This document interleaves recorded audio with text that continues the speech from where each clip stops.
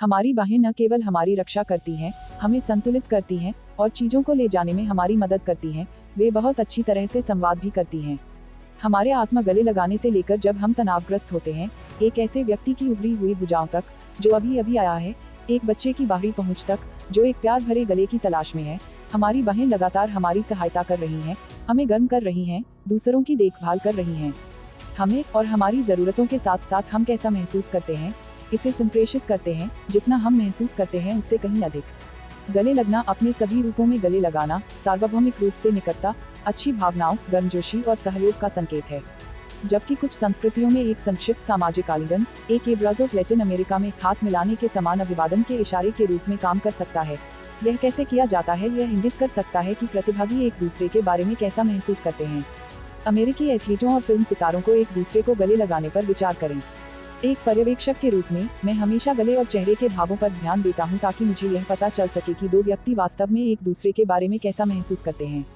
Animated gesture हमारी भावनाओं को दर्शाते हैं और हमें नोटिस भी करते हैं। जब हम बोल रहे होते हैं तो व्यापक हाव भाव शक्तिशाली प्रदर्शन होते हैं और गतिशील संचार के लिए आवश्यक होते हैं। कई संस्कृतियों में जोर देने के लिए अतिरंजित इशारों की आवश्यकता होती है। किसी बाहरी व्यक्ति के लिए इस तरह के इशारे करने वाले लोग ऐसा लग सकते हैं कि वे लड़ने वाले हैं, जबकि वास्तव में वे केवल जोरदार हो रहे हैं। बोलते समय इशारा करना, मुझे अक्सर यह सवाल आता है कि हम हाव भाव क्यों करते हैं। इशारों को संचार का एक अभिन्न अंग माना जाता है। इशारों से हमें ध्यान आकर्षित करने और बनाए रखने के साथ साथ महत्वपूर्ण बिंदुओं को उजागर करने में मदद मिलती है। हाव भाव बोलने में और यहाँ तक शब्दों को याद करने में अधिक लचीलेपन की सुविधा देकर बोलने वाले व्यक्ति की भी मदद करते हैं।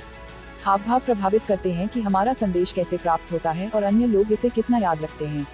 जब इशारे संदेश को प्रतिध्वनित करते हैं तो संदेश प्रबल होता है। हम बोलते समय इशारे करते हुए दिखना चाहते हैं। यदि आप सफल टेप वार्ता को देखते हैं तो आप देखेंगे कि हाव भाव एक आवश्यक तत्व है जिसका उपयोग सर्वश्रेष्ठ वक्ताओं द्वारा किया जाता है। शरीर के खिलाफ हथियार, हाथ मुड़े हुए, इसे अक्सर संयमित उत्साह के रूप में जाना जाता है। जब लोग अपने आप से प्रसन्न होते हैं लेकिन इसे नहीं दिखाने की कोशिश कर रहे होते हैं तो वे अपने हाथों को अपने शरीर के खिलाफ पकड़ सकते हैं और फिर अपने हाथों को कलाई पर उठा सकते हैं ताकि कलाई लगभग 90 डिग्री के कोण पर हो, हथेलियां नीचे की ओर हों। यह तब भी हो सकता है जब लोग अपने उत्साह को नियंत्रित करने की कोशिश कर रहे हों और ध्यान नहीं देना चाहते। व्यवहार कंधों में वृद्धि और निश्चित रूप से खुशी के चेहरे के प्रदर्शन के साथ हो सकता है। डिस्प्लेस उत्साह या विजय के प्रदर्शन गुरुत्वाकर्षण विरोधी होते हैं। दूसरे शब्दों में, इशारा शरीर से ऊपर या बाहर की ओर किया जाता है।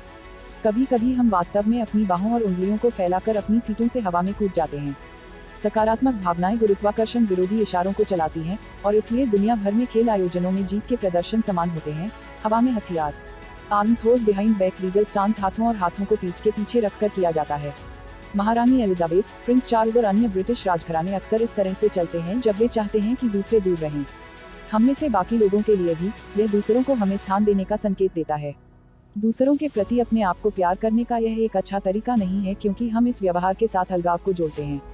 दिलचस्प बात यह है कि छोटे बच्चों को यह पसंद नहीं आता जब उनके माता पिता उनकी पीठ के पीछे हाथ छिपाते हैं। हथियारों का कड़ा होना, किसी घटना से भयभीत या अभिभूत होने पर लोगों के हाथ अक्सर अकड़ जाते हैं। उनकी बाहें उनके किनारों पर सुक्त पड़ी हैं, जिससे वे अप्राकृतिक या रोबोटिक दिखती हैं। कड़े हाथ एक मजबूत संकेतक हैं कि कुछ नकारात्मक अभी अभी हुआ है। आर्मपिट एक्सपोजिंग, बगल, एक्सिला सहित हमारी आंतरिक भुजा का एक्सपोजर उस समय के लिए आरक्षित है जब हम दूसरों के आसपास सहज महसूस करते हैं। उस व्यक्ति का ध्यान आकर्षित करने और उसकी रुचि प्रदर्शित करने के लिए महिलाएं विशेष रूप से इस व्यवहार का उपयोग कर सकती हैं, सिर के पिछले हिस्से को खरोंचते हुए कुल्हाड़ी को सीधे रुचि के व्यक्ति की ओर उजागर करते हुए। इसके विपरीत, जब हमारी कांख खुल जाती है और कोई पास आता है जो हमें असहज महसूस कराता है तो हम तुरंत अपनी कांख को ढक लेते हैं। आर्म क्रॉसिंग, सेल्फ हगिंग, किसी के आने का इंतजार करते हुए, सार्वजनिक रूप से मूवी देखते समय या जब हमें थोड़ा सा आत्मा आराम की आवश्यकता होती है तब स्वयं को गले लगाना स्वयं को आराम देने का एक प्रभावी तरीका है। यह बताता है कि क्यों एक विमान में इतने सारे यात्री रेस्टरूम का उपयोग करने के लिए लाइन में खड़े होकर अपनी बाहों को पार करेंगे।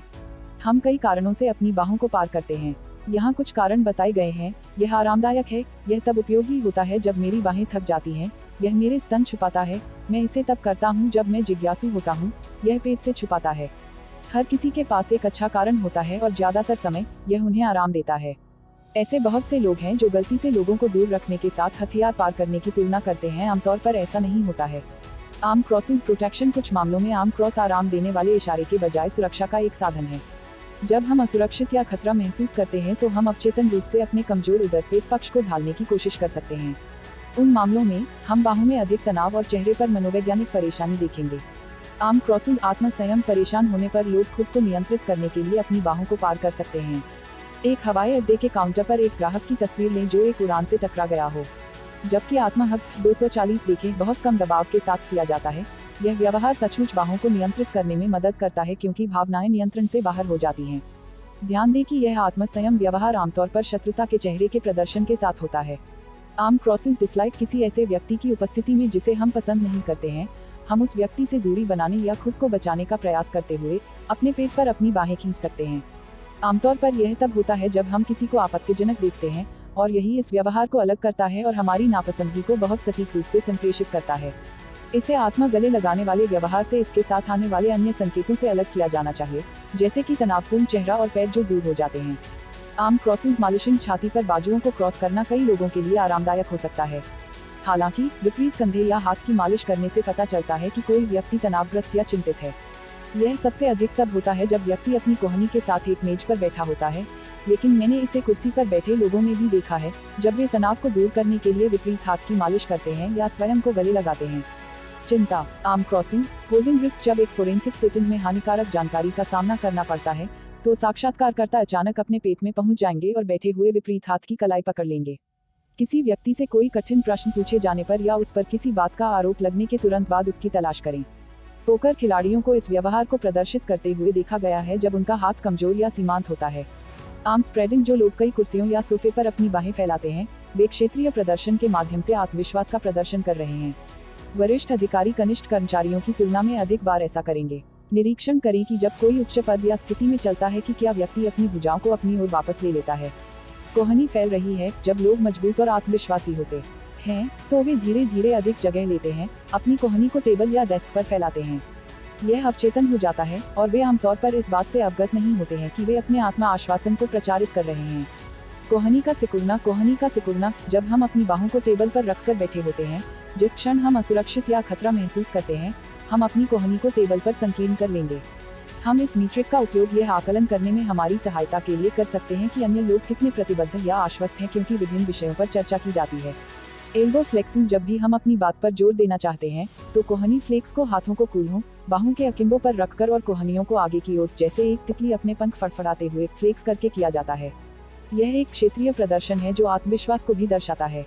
मैंने देखा है कि वरिष्ठ प्रबंधक, कोच और सैन्य अधिकारी कोहनी फ्लेक्स करते हैं क्योंकि वे एक विशेष बिंदु पर जोर देते हैं। कोहनी का आपस में जुड़ना दुनिया के कई हिस्सों में जब आप चलते या बैठते हैं तो किसी अन्य व्यक्ति के साथ कोहनियों पर बाहों का आपस में जुड़ना इस बात का संकेत है कि आप उस व्यक्ति के करीब हैं या आप बहुत निजी बातचीत कर रहे हैं। यह व्यवहार कुल्हों को एक साथ करीब खींचता है जो बताता है कि चीजें ठीक चल रही हैं। भूमध्य सागरीय देशों या दक्षिण अमेरिका में पुरुषों और महिलाओं दोनों को हाथ में हाथ डाले चलते देखना असामान्य नहीं है। कलाई के व्यवहार हम कलाई को दिमाग में एक खिड़की के रूप में नहीं सोच सकते हैं, लेकिन वे हो सकते हैं। जब हम उन्हें पसंद करते हैं या उनके आसपास सहज महसूस करते हैं तो हम अपनी कलाई के नीचे के हिस्से को दूसरों के सामने उजागर करते हैं। एक पेय या एक सिगरेट पकड़े हुए एक महिला आंतरिक कलाई को पास के व्यक्ति के सामने उजागर करेगी यदि वह उनमें रुचि रखती है या आरामदायक है। जिस क्षण वह नहीं होगी, वह कलाई को घुमाएगी और केवल कलाई के बाहर का पर्दाफाश करेगी। हमारी लिम्बिक प्रणाली हमारे सबसे संवेदनशील क्षेत्रों हमारी बाहों के नीचे, हमारी गर्दन, हमारी पेट को उन लोगों से दूर उन्मुख करके हमारी रक्षा करती है जिन्हें हम नापसंद करते हैं या धमकी देते हैं। गूस बम्स इसे हंस पिंपल्स या हंस फ्लैश भी कहा जाता है। यह ठंड या शायद डर के लिए एक अनैच्छिक प्रतिक्रिया है, आमतौर पर बाहों और पैरों पर दिखाई देती है। गूज बम्स के बनने से बाल त्वचा की सतह पर खड़े हो जाते हैं। यही कारण है कि इसके लिए चिकित्सा शब्द हॉरिपिलेशन या पाइलोएक्शन है। देखें 253। प्राइमेट्स में यह प्रदर्शन तब और भी अधिक ध्यान देने योग्य होता है जब वे डरे हुए होते हैं, क्योंकि उनके बाल अपने आप बड़े दिखने के लिए खड़े हो जाते हैं। चूंकि हम एक प्रजाति के रूप में अपने अधिकांश बाल खो चुके हैं, हम केवल हंस बम्प के माध्यम से पाइलोएक्शन के अवशेष दिखते हैं। हेयर इरेक्शन पाइलोएक्शन कभी कभी बाहों, धड़ या गर्दन के पिछले हिस्से पर बाल दिखाई देने लगते हैं। एक विकासवादी दृष्टिकोण से यह माना जाता है कि जब हम डरे हुए, भयभीत होते हैं तो हमें बड़ा दिखने के लिए प्राइमेट्स के साथ साझा किया जाता है। जब हम अवचेतन रूप से किसी व्यक्ति, स्थान या स्थिति को संभावित रूप से खतरनाक मानते हैं तो हमारी गर्दन के पीछे के बाल खड़े हो जाएंगे। जब आप इसे महसूस करें तो ध्यान दें। गेविन डी बेकर के अनुसार अपनी पुस्तक द गिफ्ट ऑफ फियर में बीमार भावना या खतरे की इन अवचेतन भावनाओं को नजरअंदाज नहीं किया जाना चाहिए। अत्यधिक पसीना आना, तनाव में रहने वाले लोगों को अचानक बहुत पसीना आ सकता है क्योंकि उनका शरीर वाष्पीकरण के माध्यम से खुद को हवादार करने का प्रयास करता है। कई ड्रग तस्करों को सीमा पर रोक दिया गया है क्योंकि वह अकेला है जिसके बगल में पसीने के छल्ले हैं, और जब वह सीमा शुल्क अधिकारी के पास जाता है तो उसकी गर्दन नमी से चमकती है। अत्यधिक पसीना यह संकेत दे सकता है कि कोई व्यक्ति कुछ छुपा रहा है या अपराध करने वाला है। इसका मतलब यह नहीं है कि हर पसीने से तर व्यक्ति किसी न किसी चीज के लिए दोषी है, बस यह हमें अधिक ध्यान देने के लिए उपयुक्त है। आत्मचोट वे व्यक्ति जो सीमा रेखा व्यक्तित्व विकार से पीड़ित हैं, साथ ही साथ अन्य जो भावनात्मक रूप से अस्थिर या उदास हैं, वे उन निशानों को सहन कर सकते हैं जहां उन्होंने जानबूझकर खुद को काट दिया या जला दिया। दूसरों में इन संकेतों को पहचानना उनकी मदद करने की कुंजी है। वे स्वयं सहायता नहीं मांग सकते हैं, लेकिन वे आत्मचोट के माध्यम से अपनी मानसिक स्वास्थ्य आवश्यकताओं को गैर मौखिक रूप से संप्रेषित कर रहे हैं। नीडल ट्रैक्स जो लोग हेरोइन और अन्य अंतःशिरा दवाओं का उपयोग करते हैं, उनकी बाहों के अंदर उनकी नसों को ट्रैक करने वाले निशान होंगे। लंबे समय तक दुर्व्यवहार करने वालों पर यह बहुत स्पष्ट हो सकता है।